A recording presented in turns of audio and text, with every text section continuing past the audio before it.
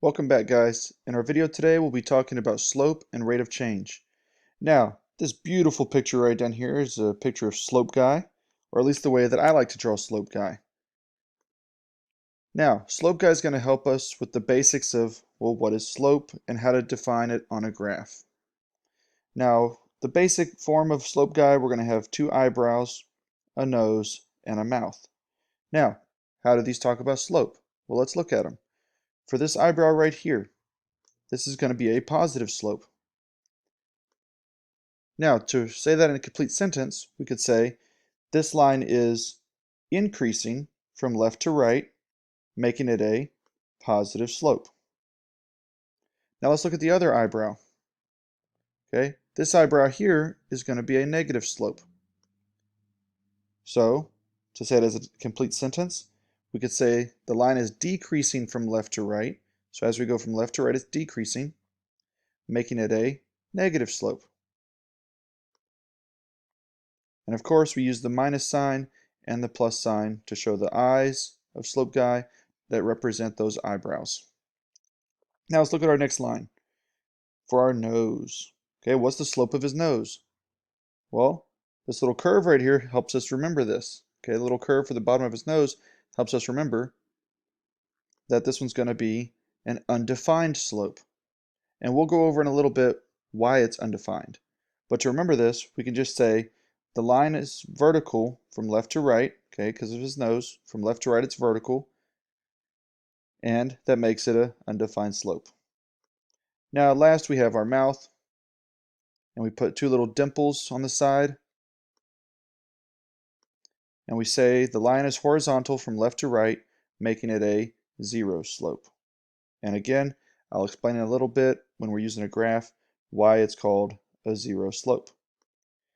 Now we're going to make a little bit more changes to Slope Guy's face here. We're going to put an X right here on his forehead. The reason why we put an X there is because that X is being represented with the nose right above it. Okay, we don't want to squish it in here on the U because the U is for undefined. So we're going to put the X above it. Now what that means, okay, by seeing the X on his forehead, it reminds us that a vertical line will always have the equation X equals a number. Okay, that's it. It's very straightforward, just X equals a number. So maybe X equals 5 or X equals -6. If you have that type of equation where it's just X equals a number, then on a graph, this is what it would look like. It would be a vertical line.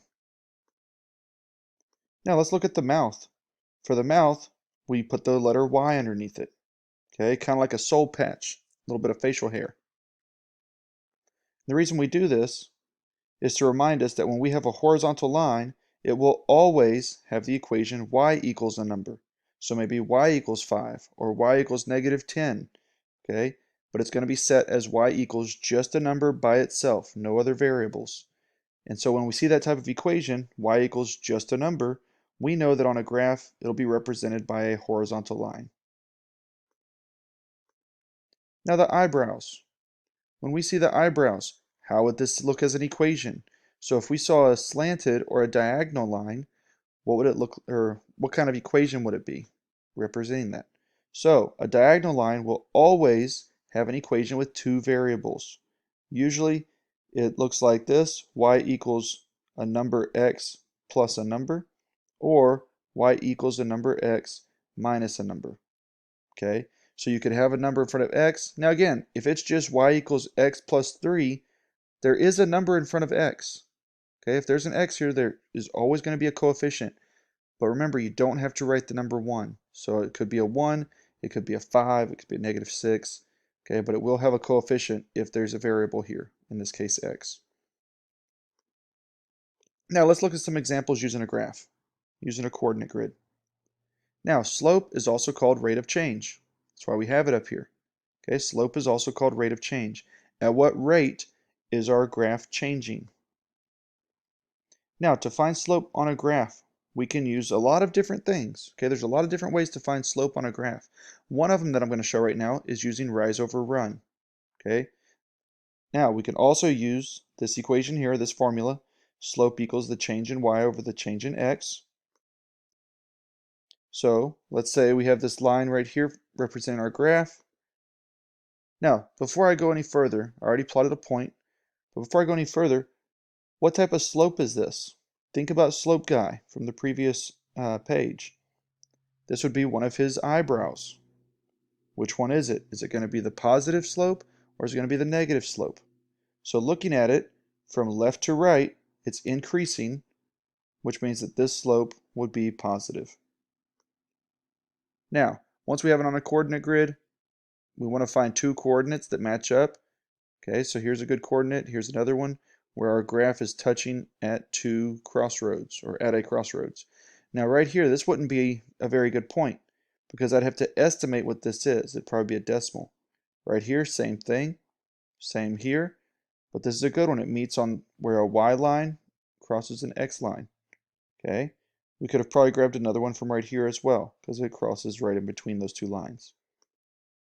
Now, once we have that, one of the coordinates you'll label it x1, y1, because this is the first x value we're going to label, so that's why it's 1.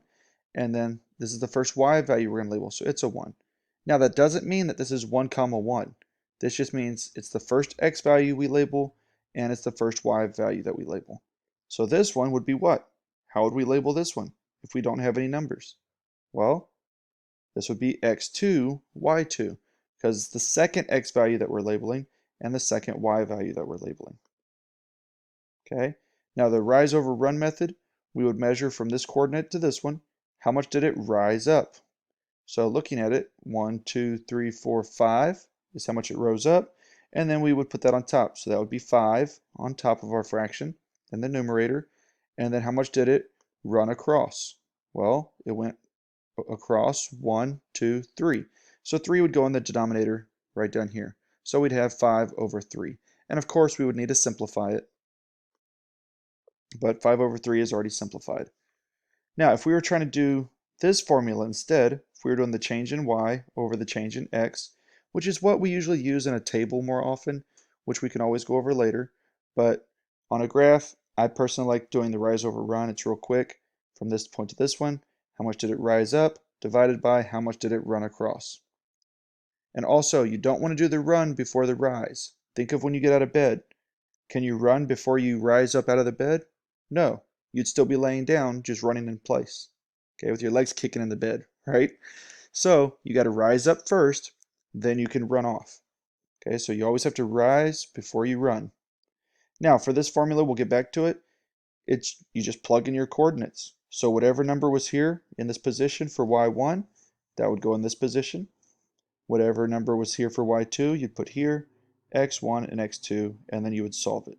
You'd subtract y2 from y1 and x2 from x1, and it would end up giving the same answer that we got from the rise over run. Now let's look at that with some numbers. Okay, we're going to use the same exact graph here. So this first coordinate, we have 4, 5. Our second coordinate is 1, 0. And so doing our change in y over change in x, the y1 value is going to be 5. This is our first y value we labeled. And we're subtracting the second y value from it, which is right here. So it's 5 minus 0. That represents our rise, because it's our y values that we're measuring. So that's our rise. And on the denominator, we had x1, x1, sorry, x1 minus x2. So again, 4 minus 1. And that represented our run, because those are our x values. And whenever we simplify this, we get 5 minus 0, which is 5, 4 minus 1, which is 3, and so we get the slope of 5 over 3. That doesn't simplify any further. 5 over 3 is the most simplified you can get, and so that would be your answer. Our slope is 5 over 3 for this graph. Let's look at another one. So right here we have a different graph this time. Now, is this a positive slope or a negative slope? Because we know it's not a vertical line straight up and down. We know it's not horizontal, going just left to right, flat. Okay, so it is a diagonal. So this would be a negative slope, because from left to right, it's decreasing. Okay, so it makes it a negative slope. So I know that my answer at the end has to be a negative number. Now again, I grab two coordinate points on here. Here's one at 5, 1, and here's another one at negative 4, 5. They're whole numbers, so these are perfect coordinates to use. And now we can use the rise over run method or the change in y over change in x method. Now again, as I told you before, I personally like doing the rise over run because it's real quick. I can just look at this coordinate and this one over here and say, how much did it rise up? 1, 2, 3, 4. Now it's in line with this coordinate, so it rose up 4. So it's going to be 4 divided by my run. So from that point right there, I went 1, 2, 3, 4, 5, 6, 7, 8, 9. So 4 divided by 9 would be my final answer. But wait, remember I said this is a negative slope, so it would be a negative 4 over 9. Let's see if it works out. So we get 5 minus 1 because we had 5 minus 1 for our y values. And then for the x values, we had negative 4 minus 5, which gives us a negative 9. And so we ended up with 4 over negative 9, which is negative 4 over 9. Okay, so it worked. So again, personally, I like doing the rise over run, but if you like using the change in y over change in x formula, that's fine. Use whatever works best for you, right? You're the one solving the problems, not me. Now, what if we're trying to find the slope of any vertical line? Let's look at this. It'll explain why we were calling it an undefined slope earlier. Okay, so right here we have an equation, x equals 2. Let's graph it. So when x equals 2, 1, 2, well, that means x is always going to equal 2. So that's what creates us that vertical line. That's what gives us that vertical line here, because x is always equal to 2. The y values are changing, but the x is always 2. Okay, so let's see.